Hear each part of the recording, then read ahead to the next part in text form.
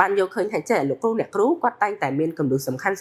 នៅចំណុចខ្លីៗនៃលំហាត់ឬក៏មេរៀននីមួយៗដើម្បីឲ្យយើងនឹងយកទៅអនុវត្តផ្ទាល់ហើយមានប្រសិទ្ធភាពល្អហើយម្យ៉ាងទៀតលោកគ្រូអ្នកគ្រូគាត់នឹងបង្កើតទំនាក់ទំនងល្អជាមួយនឹងពួកខ្ញុំហើយនឹងមិត្តភក្តិខ្ញុំដទៃទៀតចំពោះការសិក្សានៅក្នុងថ្នាក់រៀនវិញគឺមានលក្ខណៈថាសប្បាយ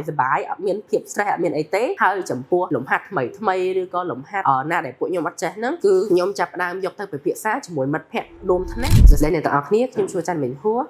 ខ្ញុំជាអតីតសិស្សនិតេ A ក្នុងការប្រឡងសញ្ញាបត្រមធ្យមសិក្សាទុតិយភូមិនៅក្នុងឆ្នាំ2024កន្លងនេះ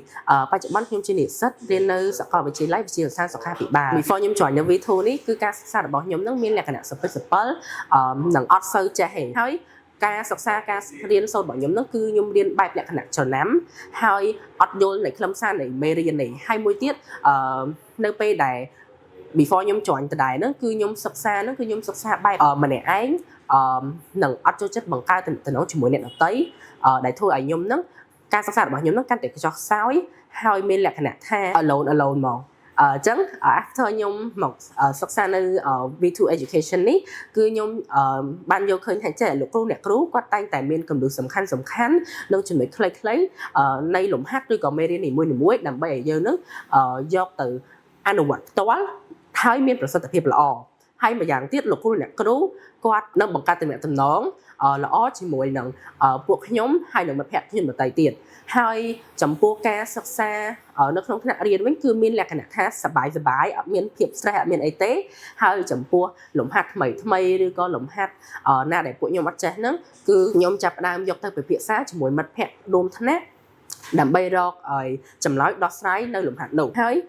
មួយទៀតគឺក្នុងថ្នាក់រៀនគឺមានលក្ខណៈផាសុកភាពល្អអញ្ចឹង for my personal opinion ខ្ញុំគិតថានៅក្នុងសាលា V2 education នេះគឺលោកគ្រូអ្នកគ្រូគាត់តែងតែផ្ដល់ដំបូន្មានល្អនិងលើកទឹកចិត្តសិស្សហើយថែមទាំងផ្ដល់នៅគន្លឹះសំខាន់ក្នុងមេរៀននិងលំហាត់ដើម្បីឲ្យពួកខ្ញុំយកទៅអនុវត្តឲ្យផ្ទាល់ហើយលោកគ្រូអ្នកគ្រូគាត់ចូលចិត្តបង្កើតនៅទំនាក់ទំនងល្អជាមួយនឹងសិស្សដែលធ្វើឲ្យសិស្សហ្នឹងរៀនសិក្សាហ្នឹងគឺមិនមានភាព stress ហើយមានភាពងាយស្រួលនិងនិយាយជាមួយលោកគ្រូអ្នកគ្រូដោយមិនមាន pressure ហើយចំពោះនៅក្នុងថ្នាក់រៀនវិញគឺវាមានលក្ខណៈផាសុកភាពល្អកន្លែងអង្គុយស្រួលនិងងាយស្រួលក្នុងការមើលលំហាត់ដែលលោកគ្រូបានបង្ហាញហើយមិនតែប៉ុណ្ណោះលោកគ្រូអ្នកគ្រូក៏បានផ្ដល់នៅលំហាត់និងលំហាត់ជាច្រើនសម្រាប់ឲ្យសិក្សានិស្សិតយកទៅអនុវត្តដោយផ្ទាល់ហើយសាលាក៏បានរៀបចំនៅការប្រឡងតេស្តជា2លើកសម្រាប់ឲ្យសិក្សានិស្សិត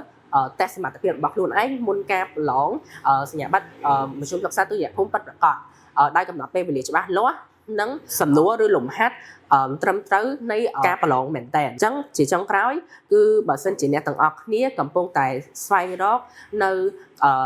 សាលាគួរដែលបង្រៀនងាយយល់ហើយនឹងអាចដោះស្រាយនៅលំហាត់ច្រើនខ្ញុំ recommend ឲ្យមកសិក្សានៅសាលា V2 education នេះ